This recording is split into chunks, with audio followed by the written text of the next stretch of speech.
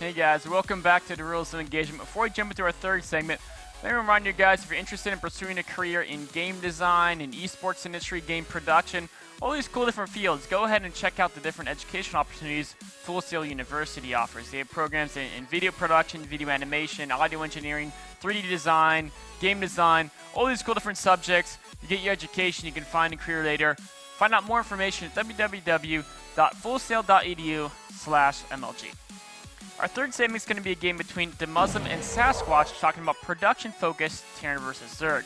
First, we'll talk about an opening that's favoring production over upgrades and how that impacts the game. Then we're going to talk about the importance of medevacs, and then also how to deal with ultralisks as the game goes on. There's a very scary unit Zerg has against Terran. So we're going to start this replay off at the 7-minute mark. And the first thing we want to note is the builds from the players. So Demuslim, a fairly standard. Let's pause here really quick to go over what they have. You know, he took the normal expansion with the Reapers, following up with Hellions, a very fast third command center. Everything looks normal so far. But what's going to start changing things as we go through this is we're going to notice that normally this is when Terran builds 2 engineering base for the most macro-focused opening. But what Demuslim does is perhaps because he's frustrated with early game Zerg shenanigans, he says, you know what? I'm going to not get those engineering base. Instead, I'm going to get a second barracks right here. You know, he's also the skirmishing with the Zerg. Standard, you know, harass. By the way, what Sasquatch is up to, on the other hand, is just, you know, a 3 hatchery build, getting double evos, also getting some speedlings and a few roaches. So it says roach speeding pressure into a fairly standard double evo speeding build. And normally, if a Zerg gets these roaches, 8 roaches, they want to look for a good number of SCV kills, right? If they can't get a good number of SCV kills, they're going to be unhappy. But what's interesting here is that that's assuming that Terran's doing a full macro opening. And now Demuslim, even though he's getting his 3rd command center, he still hasn't gotten an E-base. In fact, he's actually he's going up to like 4 barracks before an E-base. 4 barracks, starboard, everything before E-base. So really focusing on production, really neglecting the upgrades. Even though Sasquatch's latest upgrades for this Roach Squadron, they're actually still going to be faster than Demuslim's because he hasn't even started E-base yet, really cranking out production. So as we fast forward this, roaches cross the map. We're going to be in a situation where Demuslim, of course, is actually getting his 2nd and 3rd barracks. And the roaches can't do anything, right? Now, normally this is good for Terran. But in this situation, because he's delayed the upgrades so much, he's not really ahead. What he is he's in a situation where he knows that the Zerg tech is delayed a little bit. And so he has a zone of opportunity where he's going to have a ton of units. He's going to have medevacs on the field. He's going to have, you can produce some Widow Mines or more medevacs. And just a ton of basic barracks units. Stimpak's done now. He got that very quickly. And he has a zone where he can do damage because the lair tech's late, which means Baning speed is going to be level late. It's not very late, but it's a small difference and it's a small window. And Demuslim has a lot more production. We can see that the supply is very even. Economically speaking, is fairly standard for what you'd expect here. Sasquatch at close to 70 workers, Demuslim close to 60. So now, going forward here, because he's so production focused, he's going to want to put on some pressure and try to get some favorable engagements before his opponent can basically just get too many units up and get too far ahead in upgrades, and all of a sudden there was no point in getting all those early barracks. So a little bit of harass here that's not going to do too much. But the other important thing to note is, well, ideally what Demuslim wants to do is just send his units across the map, stim and micro. He knows his opponent has a bunch of roaches, and he knows he could have a lot of speedlings as well. It depends on what he's producing. So he doesn't want to risk moving out to this very open map against an opponent who might just surround and kill the army unless he has enough medevacs to pick up his full army. So that's where the importance of medevacs is huge, because right now he only has 3 medevacs, and he has more units than can fit in those 3 medevacs. He can't actually move out and put on real full pressure. Instead, he can just do some light harass with the few medevacs he has, using them as drop play. Now, he still has this advantage where the supplies are much closer than they'd be in a more normal game. And the reason is because, of course, all that production Demuslim has. The disadvantage is Zerg is working on 2-2, and he's just finishing 1-1. So going forward here, he definitely wants to, at the very least, given the way he's done this build, make sure that a Zerg is not up a base on him. So as we see here, Zerg's on trying to take a 4th and a 5th simultaneously, a very smart move for Zerg players out there. It's not that you say, oh, I need 5 bases. So you know what? I really want to have 4 bases. I can afford to build some extra hatcheries. Why don't I build those hatcheries? And then if I lose the 4th, if it gets canceled, I can just mine from the other base.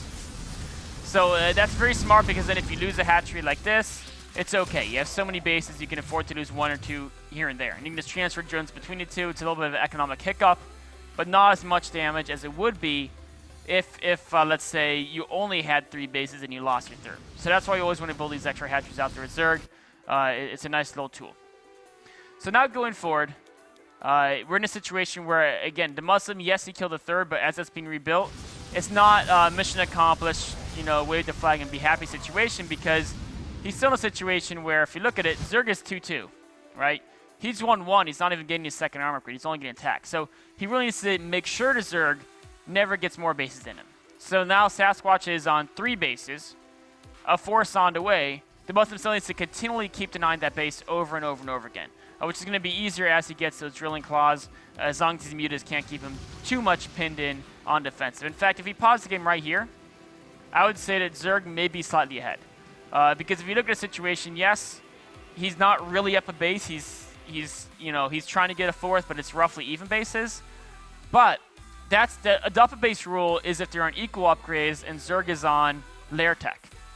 In this situation, he's going towards Hive and needs a head and upgrade. So going forward, it's not like Sasquatch needs to do critical damage. What he needs to do is stay defensive and just, you know, try to even hold 4 bases. But even if he loses the 4th, as long as he doesn't basically get a crippling blow to his army, because if you get a crippling blow to army, you all of a sudden have to rebuild a lot of units, and you don't have the resources to save it for the ultra transition later on.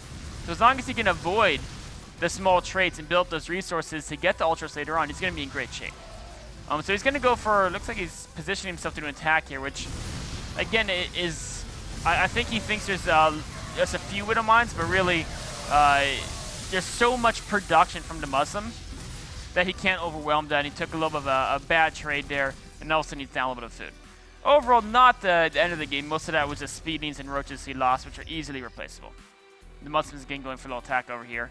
The rest of this next few minutes are going to be fairly standard TvZ. We're going to see as the Muslim knows, okay, my upgrades are behind. I need to put on pressure and continually deny the 4th base. As he does that, he wants to say, I don't want to fight on the creep. So we're going to scan and kill creep, but then instead of going further onto it, we're going to circle around. Nice little baiting hit there. We're going to circle around and go in directions where there is no creep spread. And then we're going to continually attack on multiple fronts to make it very hard for the Zerg to deal with all the pressure if he sends too many units here. All of a sudden, this base becomes vulnerable, although it should have been vulnerable, but a really great, I think that was a baiting landmine. They look too good to be true with normal baiting hits. Yeah, okay, so it moves like this. For example, if this baiting landmine wasn't here, if you look at this army, it's a full page of Marines and half a page of Marauder Medevac. There's no way the Zerg force could actually beat it. And that was the whole point of this drop up here, to get all these units up here, and in fact more units are being even rallied up there to get him to overcommit here, and then he can kill the 4th. That's what the Muslim needs to do, really, is kill that 4th base to be even. But with the baiting landmine, all of a sudden, the whole plan kind of failed. Now it's not, you know, it's not good when that happens. But luckily he still has a lot of production. He can still try to put on pressure. The clock is ticking, right? There's Ultras Cabinet on the way. There's 3-3 on the way. Once all those get up, it's going to be very difficult for the Muslim, considering he's on 2-1. Maybe he'll be at 2-2. But normally Terran wants to be 3-3 ahead of Zerg, at least if they're playing this very aggressive Marine Marauder Widow Mine style. Now the good news is there's no creep here, which makes this base pretty much impossible to defend for Sasquatch. The other good news is Sasquatch hasn't really built some spores up here to stop this drop plague. This is very annoying. He can pop back there anytime. It's a very difficult drop to stop. And of course, like I said, this base he can't defend it, because there's no creep to spread to the right of the hatchery, and it's up a ramp. So there's 2 things that are bad. One is when Terran pokes in, you have to chase him up a ramp. Then there could be Widow Mines up there, you don't really know what's up there. And then 2, you don't have the creep spread. So instead he went for the counterattack, which is a cool move there. He's going to get a decent number of SCV kills. But it's still a nice win for the Muslim. Remember, the goal of a production-focused TvZ is always make sure your opponent never gets up to 4 bases. If you're playing Terran and you're not going to focus on the upgrades exclusively, you have to really make sure your opponent never gets that really strong economy. So we're going to fast forward this as things kind of settle down here. It's going to clean this situation up here. Another little Widow Mines are never cleaned up. He's just, Sasquatch is going around finishing those up. The Muslims, like I think he's going to try to save the Widow Mines. And again, remember, he has to keep denying his 4th base. It's very important. Now there's Ultras out. As soon as ultralisks get out, it gets a little more complicated. But there's two things that are important to note. One is ultralisks, if they can close the distance with bio, they're going to be cost efficient. They're going to do very, very, very well. But the second to note is that if a Zerg can't really get on the 4th base ever, if they're never on more than 6 gases, it's very difficult for them to afford their upgrades, their ultralisks, and infestors. And as we can see here, Sasquatch, he's got the upgrades, the ultralisks, but he has no infestors. And of course, if you look at his gas, there's no way he could get it, unless he only made like 3, 4, 5 ultralisks, but he really want to get 6+ against this size of a Terran army. So if he's getting 6+ ultralisks, there's no way he can actually get the infestors. And if they can't get the infestors, you can still deal with ultralisks with good micro. Because if they can't land the fungals, you can kite backwards from them. You can also abuse some ability, continue to draw play to try to annoy them, and just make sure that they don't get the gas to the point where they can afford to add those infestors. So that's how the Muslim is going to deal with ultras in the late game. Yesterday, if you were watching Rules of Engagement, you saw how Pulse dealt with the late game against a Zerg who could get a lot of bases. It was by turtling up and going to Raven BC. But what the Muslim does is he deals with it by just kiting away from the ultralisks. The Widow Mines can trade pretty well, and while he's kiting away, he's trying to kill bases and keep the Zerg on a low economy so he can never add in those infestors. If he can't add the infestors, the bio can just kite forever, and you know, maybe some bio dies, but they can actually trade very well against ultralisks, right?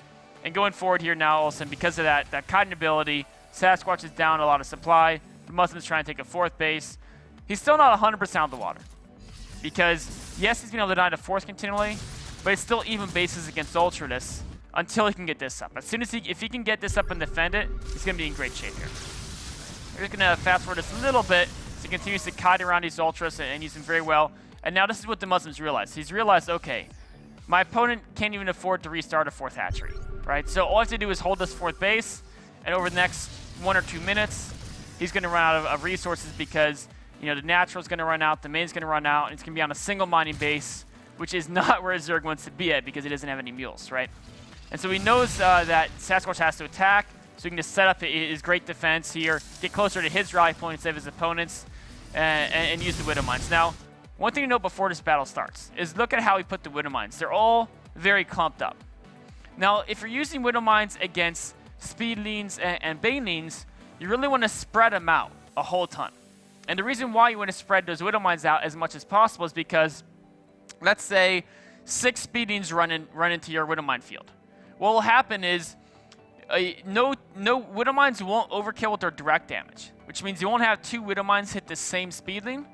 But the way the game works is that if there's 6 Speedlings running in, 2 different Widow Mines could target 2 different Speedlings in that group.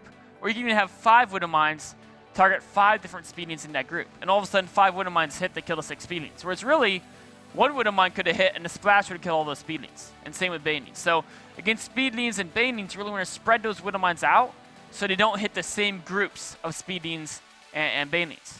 Against ultralisks, it's not bad to spread the Widow Mines out, but it's not super important because it's going to take a lot of hits to kill the ultralisks. Now, Widow Mines are still good against ultralisks. I mean, it takes, what, 4 hits to kill an ultralisk.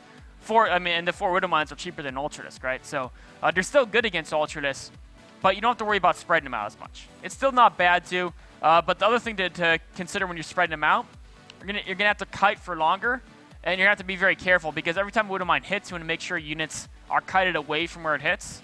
And the more spread out the field is, the harder that is to accomplish. So in general, I'd recommend if your opponent's very ultra heavy, just throw them all down in the group and forget about them and let them do their own thing. So we can see that back in the game. That's exactly what he's doing. He's got all those Widow Mines clumped up in the group. And you can see how effective they are. Now we're going to slow this down. As they hit these ultralisks, all of a sudden, basically half the ultralisks died to the Widow Mines. And then notice how he kited away from the Widow Mines as that battle was happening. And now, especially with these barracks here in front of the tank, it's a fairly easy win. He just has enough supply advantage. They can just overwhelm his opponent and take down this victory. So, a couple cool things about this game to focus on to remember is if you're going to do a production-focused Terran vs. Zerg like the Muslim did, there's really one main advantage. The biggest advantage is that any type of very aggressive timed attacks are much weaker against you. Like if the Zerg goes for a Roach Baning all-in or anything like that, you're in a much better position to defend that. And I know the Muslim's a player who really hates those type of timing attacks, so it's a great build for him. The weakness is that you can't really ever let a Zerg take a 4th base. If you go for the very fast double E base, you can be on 3 bases and they're on 4 for a while, because you know once you hit that 3-3, they're still 2-2, and all of a sudden you can overwhelm them with a higher quality of upgrades. If you don't have those fast upgrades, that window isn't going to be there, so you have to really deny the 4th much earlier in the game and keep it down for the whole game going. So you have to play a little bit more faster, a little more aggressive, but you do have some extra units to do so. And also, as the late game progresses, make sure that if you're fighting against ultralisks, you need one of 3 things to happen.